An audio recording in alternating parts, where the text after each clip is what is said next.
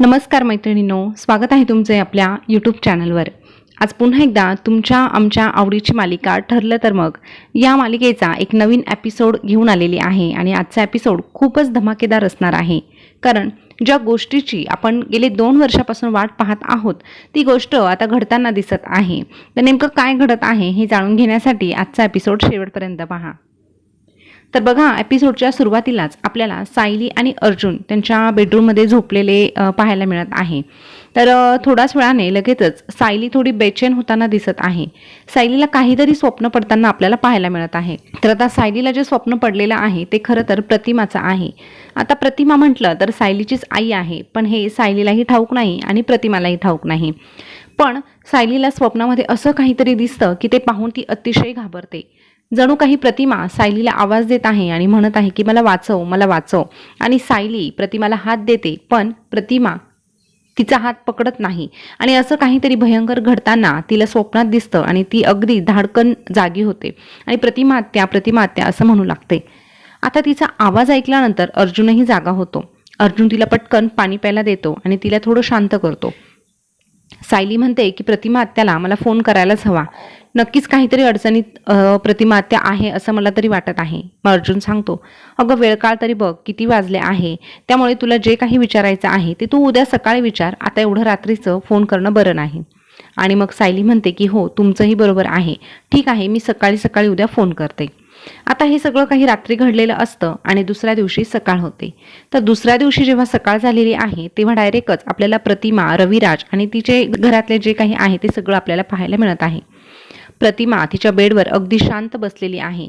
तिच्यासोबत जी घटना घडलेली आहे, जसं की नागराजने तिचा गळा दाबण्याचा, तोंड दाबण्याचा प्रयत्न केला होता, मारण्याचा प्रयत्न केला होता, तेच तिला सारखं आठवत आहे। आता ते प्रत्यक्षात घडलेलं असलं तरीही बाकीच्यांना असं वाटत आहे की तिला तो भास झालेला आहे, पण तो भास नसून ते खरं घडलेलं आहे आणि यावर तिची खात्री देखील पटलेली आहे, पण हे कोणी मान्य करायला तयार नाही।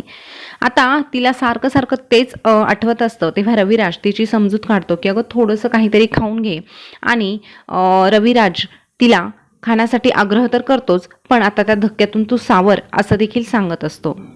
आता आपण सायलीला बोलावलं असतं, पण सारखं सायलीला बोलावणं योग्य नाही, हे आपणही ओळखून घ्यायला हवं असं म्हणून तो तिची समजूत काढतो।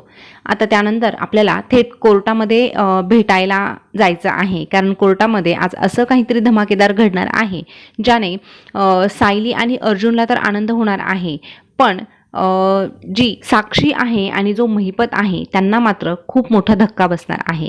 तर घडणार काय आहे हे देखील आपल्याला जाणून घ्यायचंच आहे। तर बघा, आता कोर्टामध्ये सुरुवातीला दामिनी येते, तिच्या पाठोपाठ तन्वी, रविराज आणि सगळेच जण येतात। अर्जुनही येतो, सायलीही येते, सगळेजण येतात। आता सायली रविराजकडे प्रतिमाबद्दल चौकशी करते आणि त्यानंतर जी काही कोर्टाची प्रोसेस आहे तिला सुरुवात होते। अर्जुन लगेचच म्हणतो की आता मी कोर्टाचा जास्त वेळ घेणार नाही, तर आता मी लगेचच साक्षीला काही प्रश्न विचारायचे आहे, म्हणून तिला मी या ठिकाणी बोलवत आहे असं म्हटल्यानंतर साक्षी येते आणि अर्जुन साक्षीला काही प्रश्न विचारायला सुरुवात करतो।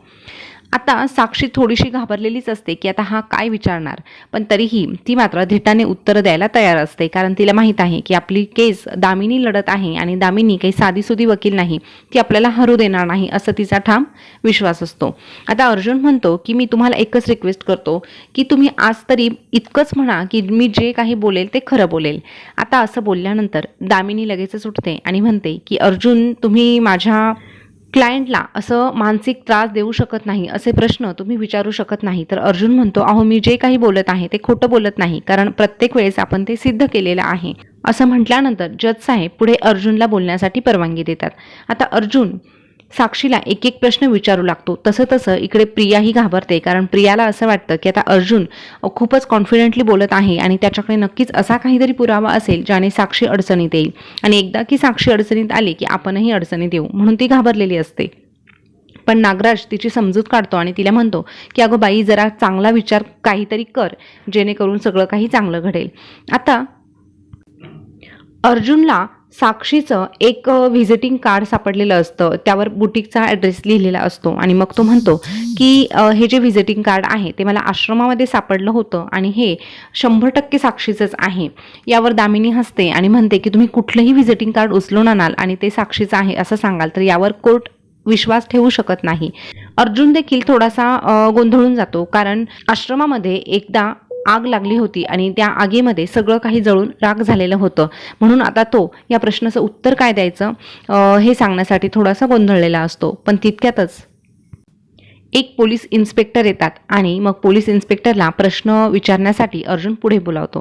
तर पोलीस इन्स्पेक्टर जे आहे ते म्हणतात की हे जे सगळे काही पुरावे आहे ते मी स्वतः अर्जुन सरांना दिलेले आहे आणि हे जे व्हिजिटिंग कार्ड आहे ते मला आश्रमामध्येच मिळालेलं होतं. पण त्यावेळेस मी ते सांगितलं नाही, कारण मला माझी नोकरी धोक्यात घालायची नव्हती. पण तरीही मी काहीही नियमांविरोधात वागलेलो नाही. हे सगळे काही पुरावे आहे ते मी अर्जुन सरांना दिलेले आहे आणि हे व्हिजिटिंग कार्ड मुळातच त्या ठिकाणी जळालेलंच नव्हतं, ते मी त्यांच्या स्वाधीन केलं होतं. मग अर्जुन म्हणतो की हे बरोबर आहे.